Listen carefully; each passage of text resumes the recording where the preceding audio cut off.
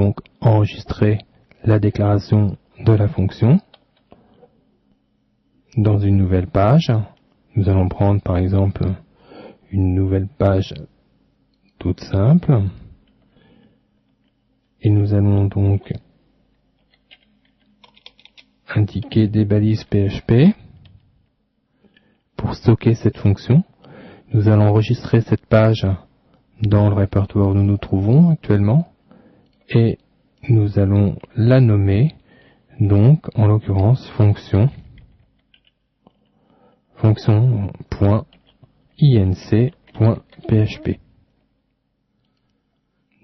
Donc si nous retournons maintenant dans notre déclaration, en lieu et place de cette déclaration, nous allons donc utiliser une fonction require qui permet de rappeler donc le fichier que nous venons de créer, inc.php, voilà, point virgule, et théoriquement, tout cela devrait fonctionner comme avant dans cette première fonction externe, que nous avons d'ailleurs enregistrée sous fonction externe dans fonction, pour le mettre à jour. Voilà. Nous allons enregistrer maintenant cette deuxième fonction au même endroit que la précédente, donc dans fonction. Nous allons la nommer fonction externe 2. Donc cette deuxième page, fonction externe 2, donc va utiliser le même fichier commun, fonction.inc, que nous avons ici. Je vais tester donc cette page maintenant dans un navigateur.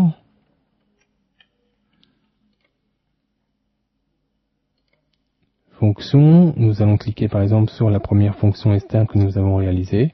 Nous voyons que ici le programme fonctionne normalement, comme nous l'avions fait initialement. Je vais revenir ici et tester la deuxième fonction externe qui fonctionne donc à l'identique de la première.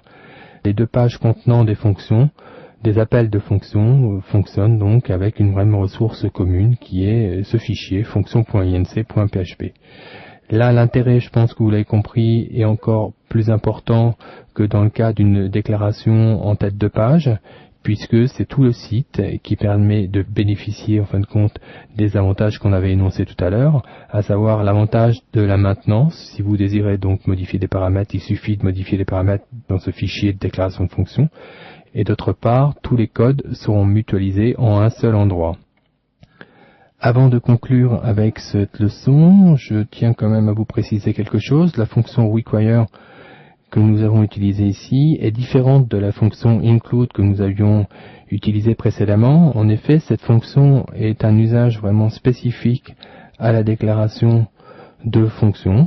Et si par exemple nous envoyons deux déclarations successives, comme je viens de le faire, cela va donc générer une erreur, puisque les fonctions ne doivent déclarer qu'une seule et même fois. Si je suis sur le 2, j'appelle donc ce fichier, vous voyez, donc on ne peut pas redéclarer deux fois la même fonction. Pour éviter ce genre de problème, il est néanmoins possible d'utiliser une fonction require plus avancée que celle que nous avons utilisée, qui s'appelle donc require once. Voilà, par exemple, nous allons utiliser deux fois la même fonction. Cette fonction, étant plus avancée, va détecter que la fonction a déjà été appelée et ne va pas générer d'erreur. Nous allons tout de suite le constater si nous enregistrons et nous passons donc dans notre programme et nous actualisons, nous n'avons plus d'erreur comme nous l'avions avant. Dans les leçons précédentes de ce chapitre, nous avons vu différents usages des fonctions utilisateurs, entre la déclaration et l'utilisation avancée de ces fonctions utilisateurs.